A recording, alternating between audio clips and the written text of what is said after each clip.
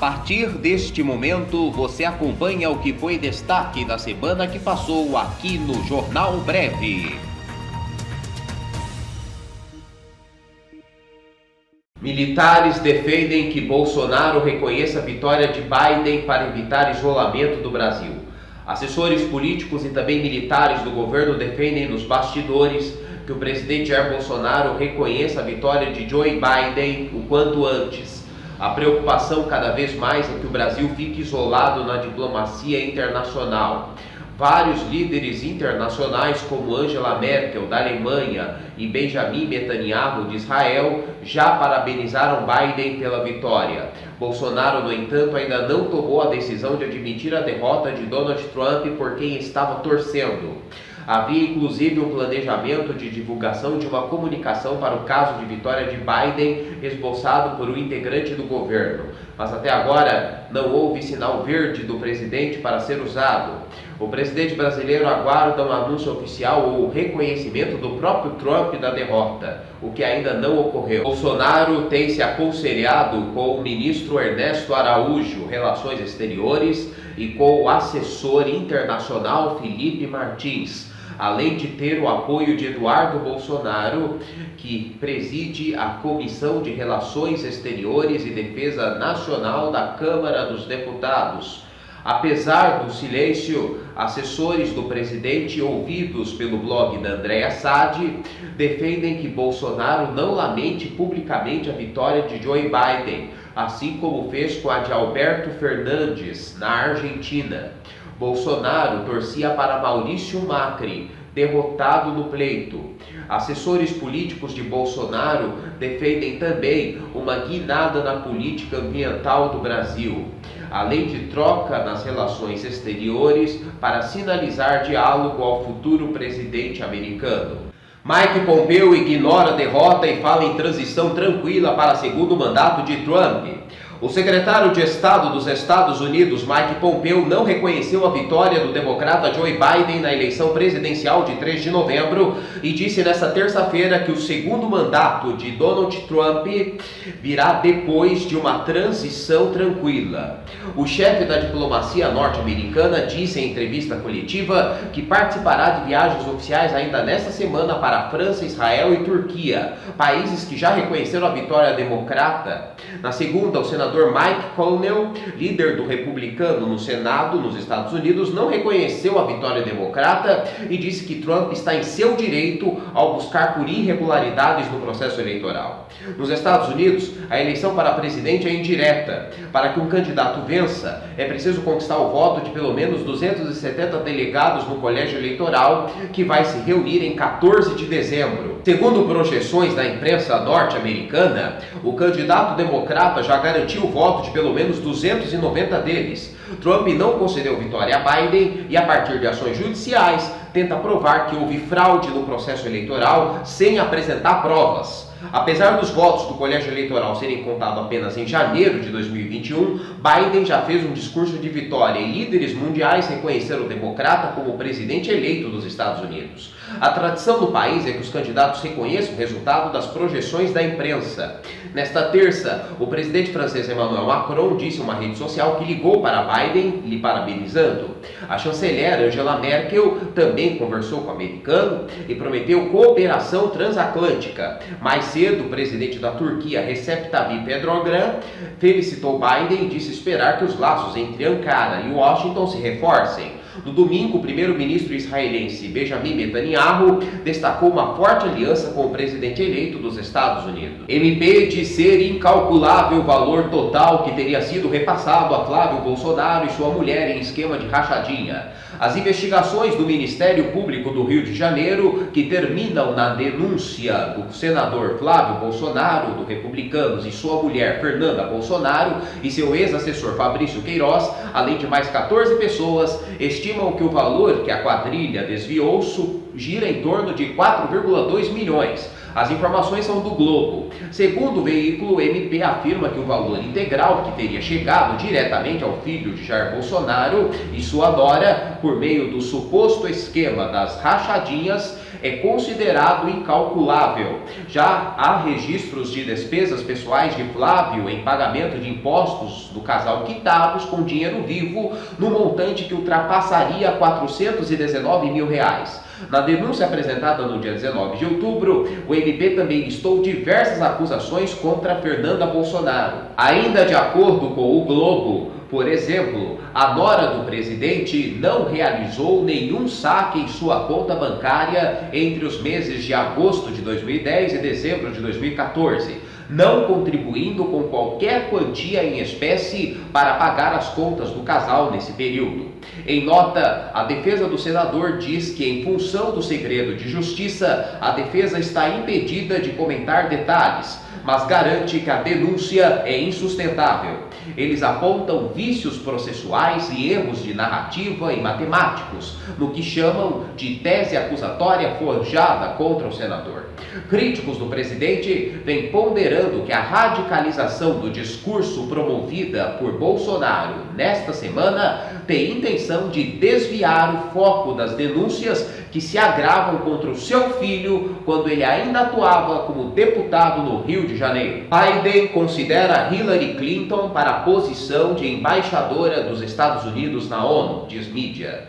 A ex-secretária de Estado Hillary Clinton pode se tornar embaixadora da administração Biden nas Nações Unidas, na sigla em inglês ONU, informou o Washington Post na quinta-feira. Segundo o relatório, a candidatura de Clinton para chefiar a delegação dos Estados Unidos no organismo internacional está atualmente sendo discutida, mas ainda longe de ser certa. No entanto, a equipe de Biden supostamente acredita que adicionar Clinton, que perdeu as eleições para Trump em 2016, poderia aumentar o prestígio dos Estados Unidos aos olhos da comunidade internacional após 4 anos de governo de Donald Trump, que por sua vez ainda não reconheceu a sua derrota. A ex-primeira-dama dos Estados Unidos serviu como secretária de Estado entre 2009 e 2013 no governo do presidente Barack Obama. Após sua derrota para Trump, Clinton tem afirmado sistematicamente que o seu fracasso se deveu à interferência da Rússia na eleição dos Estados Unidos por meio de uma campanha de desinformação e suposta invasão de e-mails do Comitê Nacional Democrata. Porém, não foram descobertas evidências de tais alegações no decorrer de uma investigação de 2 anos realizada pelo conselheiro especial Robert Mueller. O Washington Post afirmou também que o ex-conselheiro de Segurança Nacional Tom Donilon, o ex-senador de Delaware Terry Kaufman e o ex-chefe de gabinete Steve Richet poderiam assumir funções como conselheiros seniores de Biden se ele de fato ocupar seu lugar na Casa Branca no final de todo o drama eleitoral. Ultimamente, para um dos cargos de maior prestígio no país, ninguém menos que o ex-presidente americano Barack Obama poderá ser apontado como embaixador dos Estados Unidos no Reino Unido.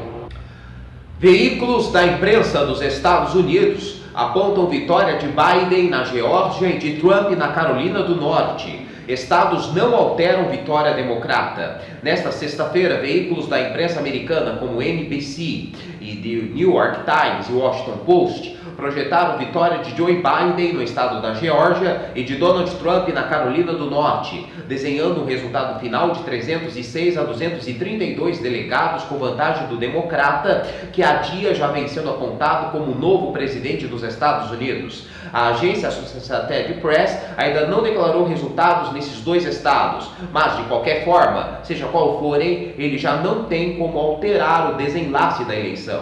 Na quinta-feira, diversos veículos da mídia americana passaram a projetar a vitória de Biden no Arizona. No mesmo dia, Trump foi declarado vencedor no Alasca, mas ambos os resultados também já não alteravam a eleição presidencial americana. Trump ainda não reconheceu a derrota e disse que vai recorrer à justiça. Sem apresentar provas, o atual presidente reclama de uma suposta fraude na apuração de alguns estados em que perdeu, mas até agora nenhuma autoridade reportou qualquer irregularidade na contagem dos votos. A agência de notícias Associated Press já havia declarado Biden vencedor no Arizona no dia 5, mas outros veículos de comunicação, como o canal de televisão CNN e o jornal The New York Times, ainda consideravam a disputa em aberto até quinta. A projeção do resultado, feita por estatísticos a serviço de institutos e meios de comunicação, não é oficial, mas historicamente é aceita pela sociedade americana em eleições presidenciais. Joe Biden diz que vacina contra a Covid-19 será gratuita e pede que todos os americanos usem máscara. Joe Biden, que de acordo com as projeções venceu a eleição para presidente dos Estados Unidos, afirmou nesta segunda-feira que uma possível vacina contra a Covid-19 será gratuita. Em discurso também afirmou: "Eu imploro, usem máscara." De acordo com autoridades sanitárias, enquanto não houver uma vacina segura, a máscara é uma das armas mais eficazes para evitar a contaminação por coronavírus. No discurso, Biden ressaltou que só vai tomar posse em 20 de janeiro de 2021 como 46º presidente dos Estados Unidos.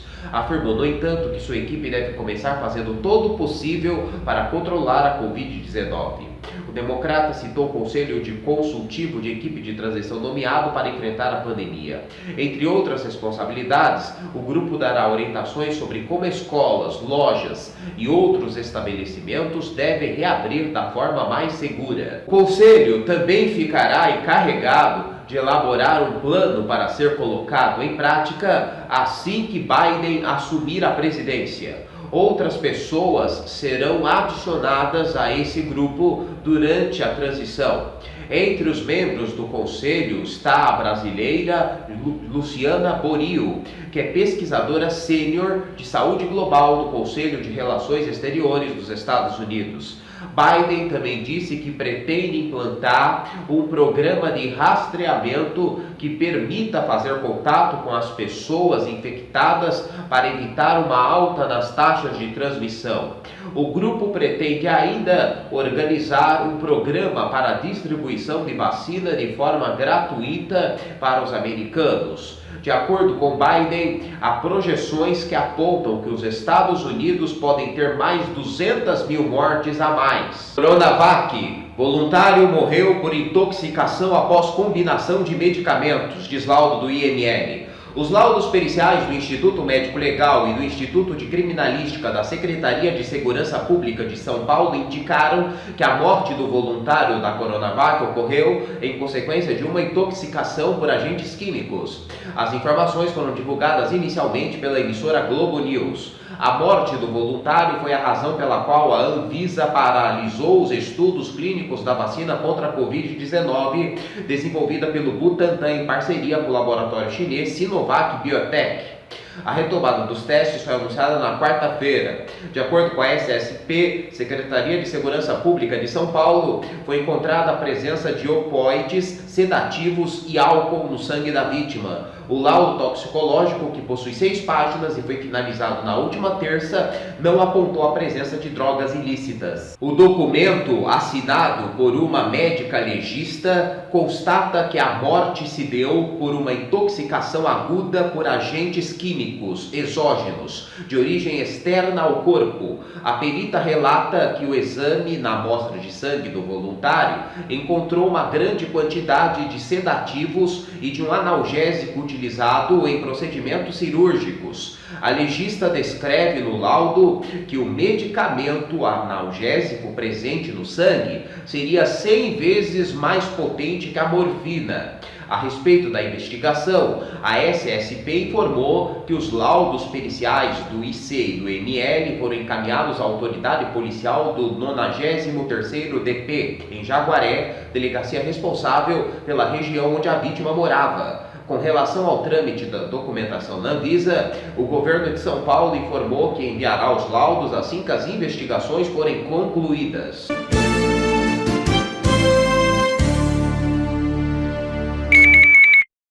95 cidades podem ter segundo turno nas eleições 2020. Veja a lista. 95 cidades podem ter segundo turno nas eleições 2020, segundo o Tribunal Superior Eleitoral. Em 2016 eram 92. Podem ter segundo turno as cidades com mais de 200 mil eleitores. As novatas de 2020 são Petrolina, em Pernambuco, Paulista, Pernambuco e Ribeirão das Neves, Minas Gerais. A única capital do país que não atingiu a marca de 200 mil eleitores e que, por isso, não poderá ter segundo turno é Palmas, no Tocantins. Rio Branco, Maceió, Manaus, Macapá, Feira de Santana, Salvador, Vitória da Conquista, Caucaia, Fortaleza, Cariacica, Serra, Vila Velha, Vitória, Anápolis, Aparecida de Goiânia, Goiânia, São Luís, Belo Horizonte, Betim, Contagem, Governador Valadares, Juiz de Fora, Natal, Porto Velho, Boa Vista, Canoas, Caxias do Sul, Pelotas, Porto Alegre, Santa Maria, Blumenau, Florianópolis, Joinville, Aracaju, Barueri, Bauru, Campinas, Carapicuíba, Diadema, Franca, Guarujá, Guarulhos, Itaquaquecetuba, Jundiaí, Limeira, Mauá, Mogi das Cruzes, Osasco, Piracicaba, Praia Grande, Ribeirão Preto, Santo André, Santos, São Bernardo do Campo, São José do Rio Preto, São José dos Campos, São Paulo, São Vicente, Sorocaba, Suzano, Montes Claros, Ribeirão das Neves, Uberaba, Uberlândia, Campo Grande, Cuiabá, Ananindeua, Belém, Santarém, Campina Grande, João Pessoa, Caruaru, Jaboatão dos Guararapes, Olinda, Paulista, Petrolina, Recife, Teresina, Cascavel, Curitiba, Londrina, Maringá, Ponta Grossa, Belford Roxo, Campos dos Goytacazes, Duque de Caxias, Niterói, Nova Iguaçu, Petrópolis, Rio de Janeiro, São Gonçalo, São João de Meriti, Volta Redonda, Taboão da Serra e Taubaté. O eleitorado de quase 40% das cidades do país diminuiu desde as últimas eleições municipais realizadas em 2016.